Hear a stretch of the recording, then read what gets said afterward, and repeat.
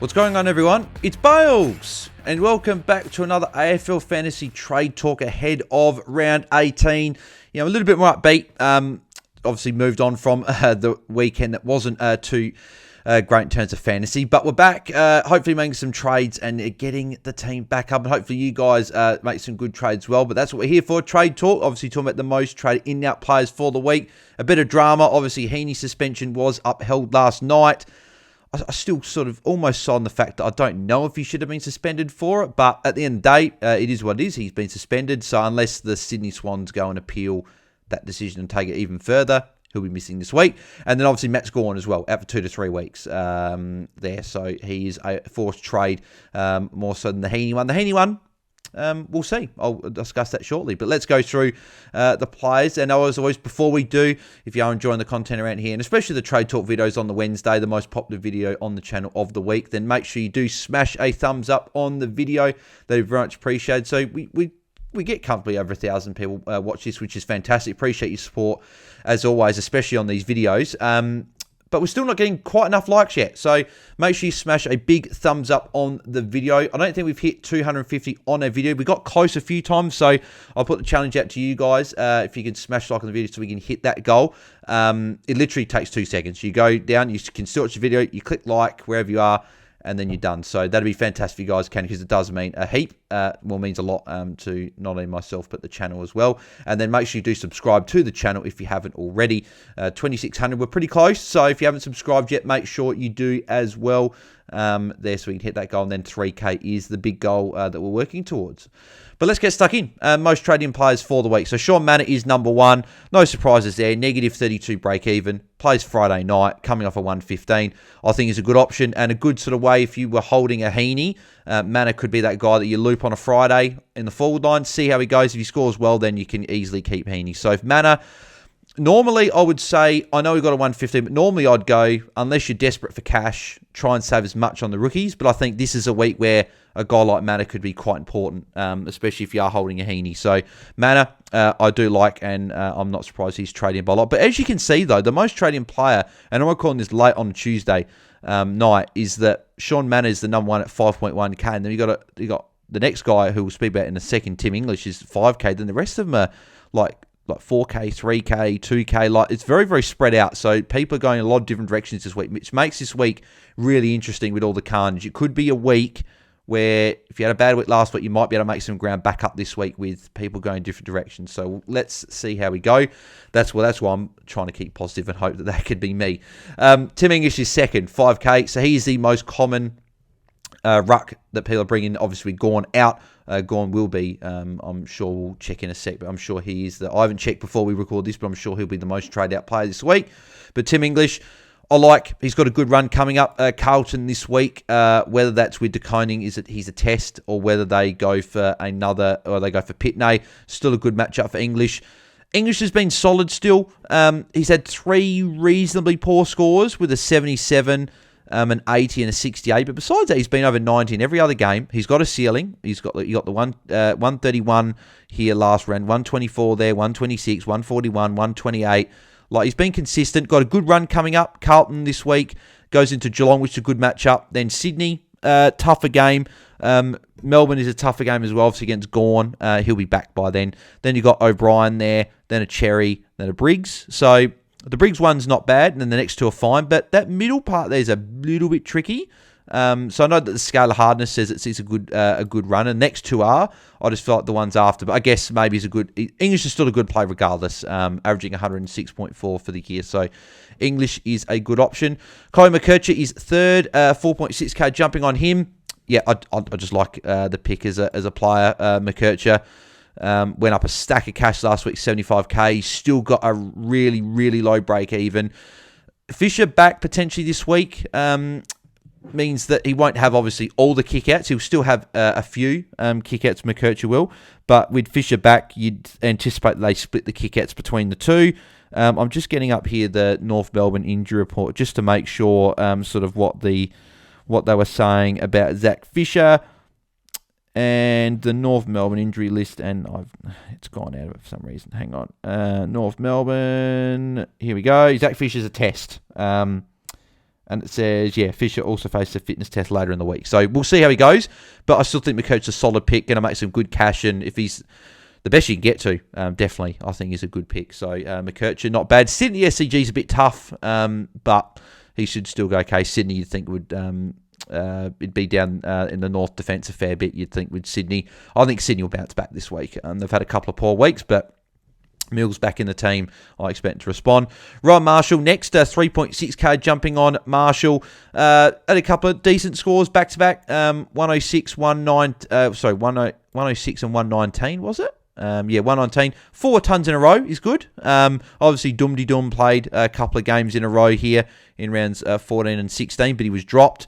St Kilda looked good last week. They won, so I'd anticipate that Marshall plays again. Obviously, the only thing is, right, he's playing a bit more forward time, but if he's playing 90% game time, I'd much rather him playing 86, 87% game time as a full-time ruck, but his hit outs have been low, hasn't gone over 24 in his last 4 weeks, and 5 of his last 6 of his last 7? 5 of his last 6, have been under 24 as well, which is a bit concerning that he isn't getting those hit outs, but Marshall's got the ceiling, so I don't mind him. His run, he's got O'Brien, then a West Coast a good matchup. The Bombers is tricky, Brisbane's tricky, Richmond's a little bit tricky as well with Nank, but I think he'll be fine. Geelong, Carlton are good. So he finishes the year really well. And apart from this game here, the rest of his games are at Marvel, so that could be a good thing for Marshall. So for me, I don't mind Marshall. He's got the ceiling. He's the highest averaging of the available rucks. That isn't Max Gawn, so I like him, and obviously I've got him already. Dylan Moore, 3.6k jumping on him. Again, Sexton to him is going to be a popular trade this week. I like Moore as an option. I don't think you have to bring him in this week. I think if you're going Sexton out, he's a very good option if you've got Flanders, Zorko, and Caldwell. He's probably the next safest guy. 127, 119. Good matchups, though, against West Coast and Geelong. But then before that, he dropped to 77, 83. Obviously, a big 132 against the Crows with 5 goals. Then 69, 62, 71. So he can be very up and down. I still like him, especially in the last 2 games, even from the Collingwood run onwards. I know Giants, Carlton are tricky, but the other games, Freo this week, I could see them possessing it a little bit more than what they have been the last few weeks, trying to stop the ball movement of Hawthorn. So for me, more... He's a guy, if I trade Sexton this week, it'll be probably to Dylan Moore. But I'm sort of not going in thinking he's going to be a 100 guy moving forward. He is going to be up and down. He will pop a 60 or a 70 at some point. So, yeah, just something to note with Dylan Moore, but I still like him as an option. Jai Caldwell, if you don't have him, he is the number 1 pick for me, I think, in the forward line. He's just obviously been bananas the last few weeks. So, for me, if you don't have Caldwell, not really much else to add other than he's a very good option. Melbourne, another good matchup this week. I believe he's got another couple after that are good matchups. Let's have a look. Obviously, Melbourne this week, good matchup there. The Crows, decent. St Kilda, good matchup. Freo is okay, I think. Gold Coast were tricky at the start of the year. They've been giving up a few more points lately. And then Sydney, Brisbane are tough, but I'm not fussed with Caldwell. I think he's got this role, even when Parrish and that are back. So for me, Caldwell, very good option if you don't have him. Connor Rozee as well, great option. Coming off the 147 last week. Went up 60k, 38 break even. He's going to be over 800k, you'd imagine, this week. A couple of good matchups to come in. Gold Coast, who I just mentioned with Caldwell, have been giving up points of late as well. And then you've got Richmond. And then they go Carlton, Sydney, couple of tricky ones. But I still think Butters is the main target to tag for Port. So he should be fine. Then he finishes off with Melbourne, Adelaide and Freo. So good matchups there. I think he could be a top 8 mid from here. He's shown on the weekend, he's got a decent ceiling. So, yeah, Rosie, I like there. Tom de Koning, another option. Probably the cheaper option that people are going for to maybe get some cash if they don't have enough to go either another rookie up or a Sexton up or something like that. The only thing that worries me, obviously, is the fact that he's listed as a test this week. And if Pitney's named, it would cross him off. But his form's been great the last, 6 weeks? 5 weeks. 112, 119, 94, 131 and 111. He got the 18 against Sydney, 68%. I don't quite know. I can't remember what happened in that game. I'm assuming that Pitney played that game because Pitney would have been playing through here. But his last 5 when he's solo have been great. He'll be a ruck that we definitely have in our team in the future. Oh, every trade talk, there's always a yawn. Always. But yeah, so I don't mind him. Cheap price, going to make a bit of cash. What's his run? Bulldogs, is good, but then North's tricky. Obviously with Cherry, very hard to score against. Then Port, Collingwood, Hawthorn, West Coast is also good. Then St Kilda. So good sort of... St Kilda Marshall's a little bit tricky, but still, the other ones outside the North matchup are good. Yeah, just that test one's a bit... I feel sort of still safer going for an English or a Marshall or one of these guys, a Cherry, Nank. One of these guys at the top, I'd prefer to go there, I still think, but still not a bad option. Then I sort of normally do top 10. Then you got Kennedy, 2.5k, 300s in a row, look really good. Last little bit, even in the same role. 2.5k jumping on, I don't mind it. Bulldogs and North, two good matchups. Kennedy, again, bit cheaper than Moore. You could easily go there. I feel Moore's the safer pick, but Kennedy's probably got the more consistent ability to hit the 100. I know that Moore does. I just feel... It's funny, I'm more worried that Moore could give 2-3 week stretch of getting 60s and 70s, but I'm more nervous about Kennedy being a sub or role shifting. So they come with their risks, which all the forwards do. I still think I'd rather Moore for the safety. I think he'll be a top 6, whereas Kennedy, I think, is a little bit more risky, but I like both. And then Jackson rounds out the 10 for the week with people jumping either him, going to him, and then you flick Jackson the week after, or they're getting him as a bit of coverage for Heaney this week. So don't mind it. 1 week play, I thought with Power, that was a good sort of 2 week play that hasn't turned out well. So these 1-2 week plays aren't normally good, but the fact he's a ruck forward and can cover both, I think could be handy. So he's a solid option. I'd rather Kenny, I'd rather more in the forward line, I'd rather the other rucks. But if you can't get up to him, he is under 700k, so he's cheap. Just some other guys here. Dunkley, really like if you've got the money to pay up for it. Not many people are going to be able to bring him in this week. So if you don't have him, you're going to need him because obviously he's going absolutely bananas at the moment. I believe he is also the highest averaging midfielder at the moment now. I think he's gone above Gordon. Yeah, well, there you go. Actually, he's the number 1 averaging player in the game. Sorry, no. Is he? Or is Gorn still? No, Gorn is, but Dunkley's number 2, which is crazy to think that Dunkley's all of a sudden at number 2. So he's been... I should have just gone sort of average. But anyway, but yeah, so Dunkley, very good option if you can afford him. Cherry, yep, I still really like Cherry. I know he's got Grundy this week, which is a tricky matchup. I like Cherry's floor because I think it's really high. He tackles like a madman. He gets a lot of hit-outs. He gets a fair bit of the ball as well. He's been kicking goals lately as well, which has been raising those scores. I just want to have a look at his tackle numbers are really impressive. And I don't like watching North when I don't have Cherry. He hasn't had many games where it's been over 10, but even still, his last, what's that, last 6 games? 6, 10, 6, 10, 6, 7. He's just got such a high floor. His hit-outs, he's getting over 30 pretty much every week. 3 games all season have been below 30 hit-outs. One was against Briggs in round 1, where that was a very, very low stoppage game. Very, very low. And then against Witts and Gorn, who are 2 of the hardest hit-out, to get hit-outs on. So, but every other game's been over that.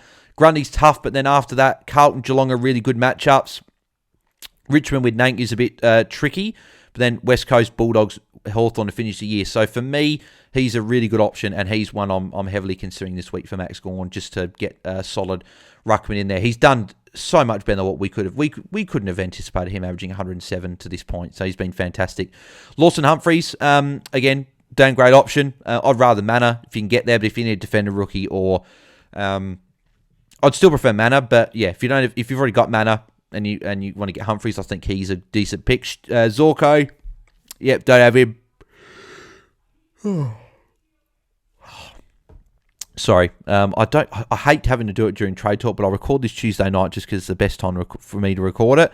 And yeah, unfortunately, doing it after the Q&A, it takes it out of me. But anyway, Stewart, good option. Obviously, Zorko I didn't have to really sort of delve into too much. Stewart, really good. Midfield last 2 weeks, he's gone back-to-back tons. Last week he got his season high, I believe, in 125. Yeah, a good 2-week patch at start of the year. This first time he's gone back-to-back tons, 105, 125.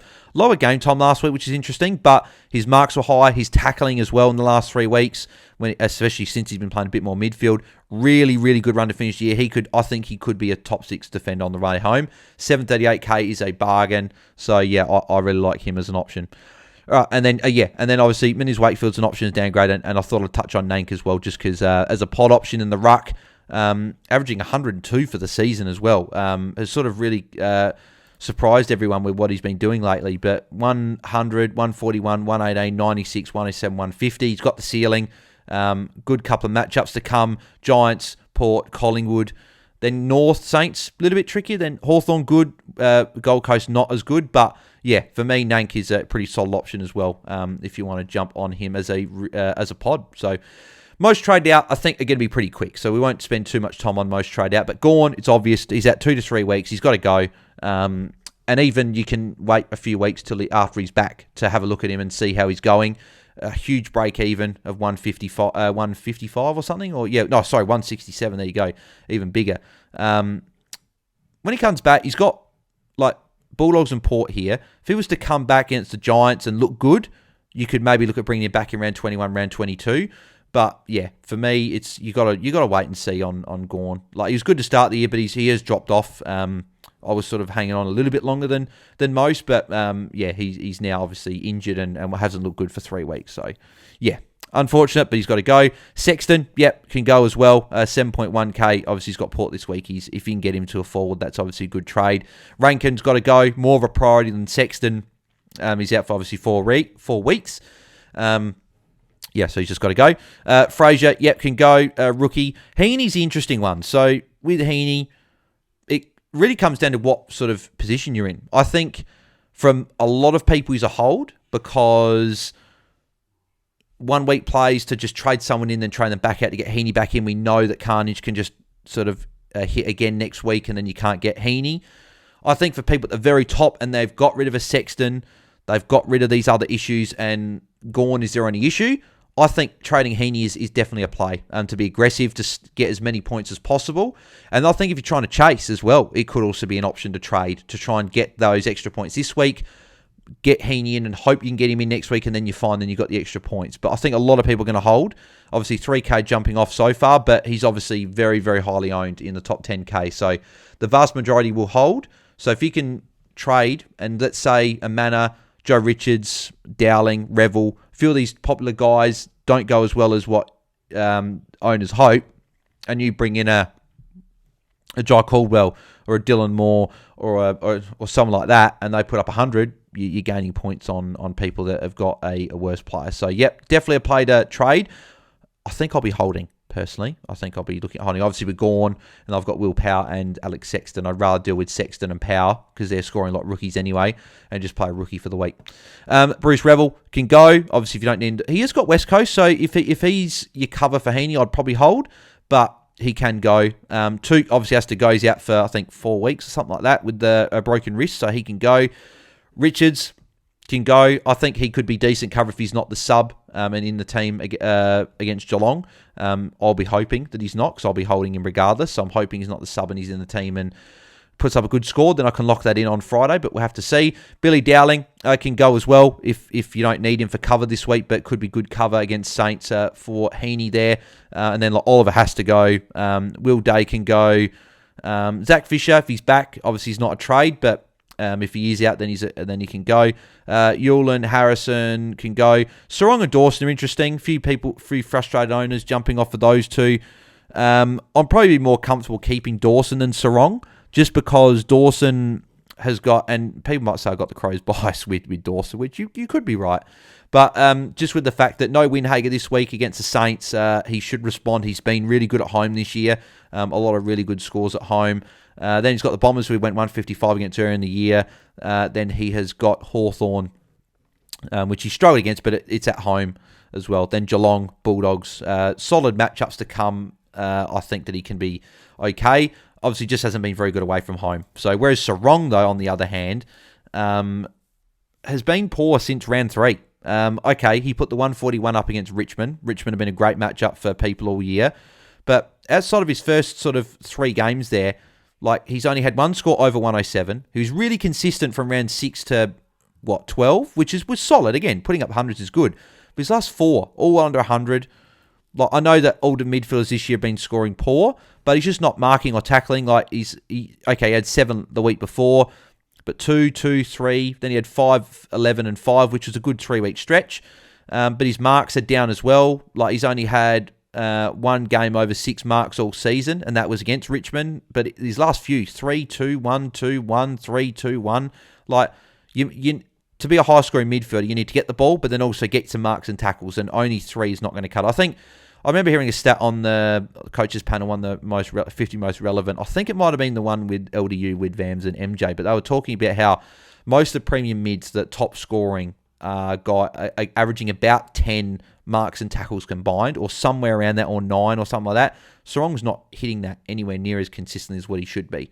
Look, 2 of the last, after that Richmond game, he's only hit over 9 in two games since then. So, yeah, for me, he's got a lift. I can't trade him out. A lot of people won't be able to trade him out, but if you've got the ability to and you've got no issues, he is a play. He does have good matchups, so I'd still be nervous about trading because he could put up a ceiling score. But, yeah, if you want to trade, I couldn't talk you out of it. So, they're the most traded out players of the week. In terms of the top 5 targets this week, it is, again, very, very hard. I don't even know if I can make a top 5 this week, to be honest.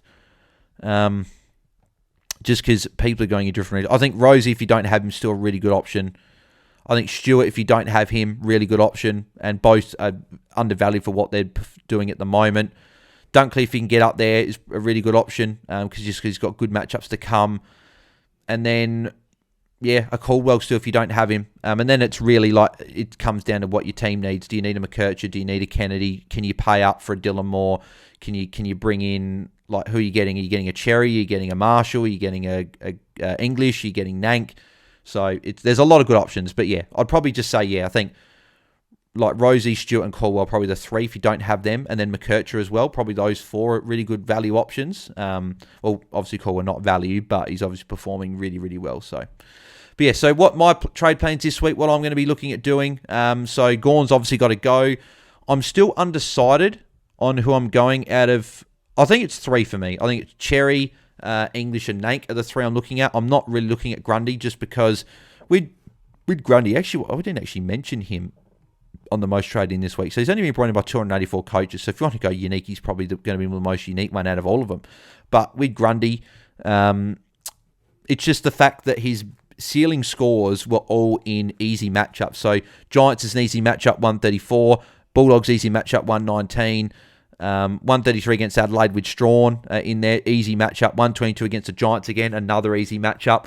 But the ones that have been a bit tougher, Freo in both games with the 2 rucks, 83 and 84. 95 against Marshall, who's a little bit trickier of a matchup.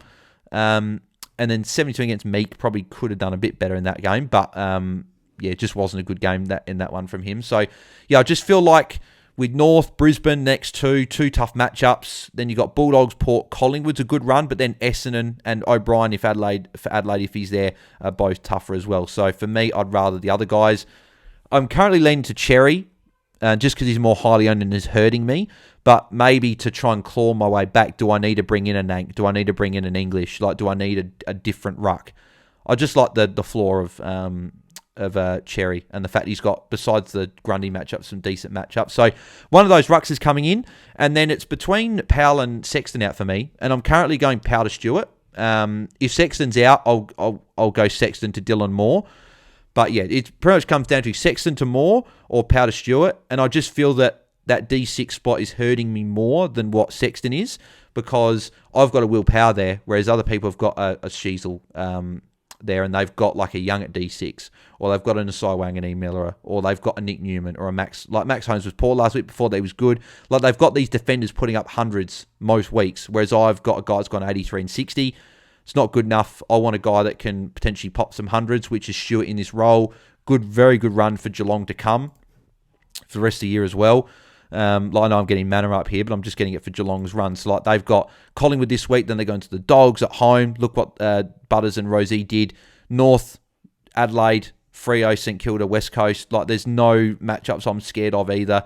I don't see any, like, is Phillips really going to tag Tom Stewart? If he tags Tom Stewart, we'll just go back into defence. And then who's going to tag him in that one?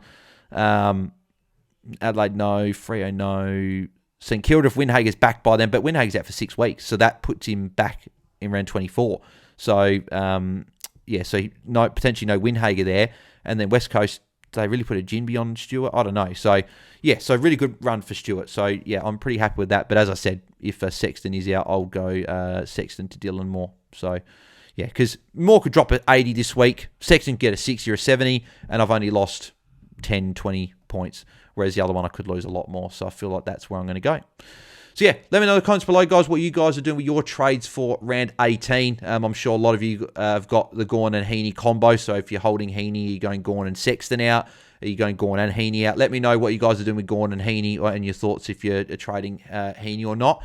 And yeah, I'll get to all your trade questions whenever I can as well. And if you'd like to ask me a question on Q as well, then head over to AskMeOnQ, spelled QU.com/AFL Fantasy Fanatics. You can send all your questions there in regards to either team dependent, trade specific, just trade questions, draft questions, captains, vice captains questions.